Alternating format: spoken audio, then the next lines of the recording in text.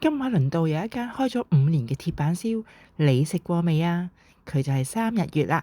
經歷咗疫情，仍然屹立不倒，一定有佢嘅水準。呢度環境非常之寬敞，仲有2間 VIP 房。今日咧就試下呢2個餐，有鵝肝、鮑魚、和牛，哇，一定好豐富啊！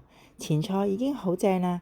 我第一次食嘅煙燻雞肉，生雞肉嘅質感好軟熟，跟住有廣島蠔，非常之鮮甜，仲有刺身添。開爐啦，好快有得食，食一啲暖胃嘢先。哇！呢一個蒸蛋真係好好食啊！佢面頭透明嗰一層係松露鰻魚湯，加埋呢個三文魚子，啲雞蛋咧滑到切緊都爭啲滗唔起啊！跟住咧就上呢個帶子，煎得非常之香，仲有好大隻嘅鮑魚，味道好鮮甜喎。龍蝦呢個真係超級正，個熟度啱啱好，一啲都唔韌，最緊要係個汁非常之好食。隻蝦咧就由頭可以食到落尾。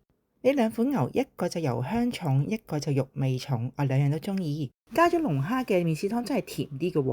而呢2個炒飯，我最中意就係呢個梅子醬櫻花蝦炒飯，加埋呢個鰻魚湯，哇，酸香鹹融為一體。哇，唔該俾一煲我啊！雪糕正常演出，仲有呢個手板咁大嘅鮑魚係我影隔離㗎。7點半走嗰陣已經7成滿啦。今次體驗非常好，下次再嚟食過先。如果你都想吃喝玩樂一樣會瘦嘅話，記得 follow 我同埋 save 呢條片啊！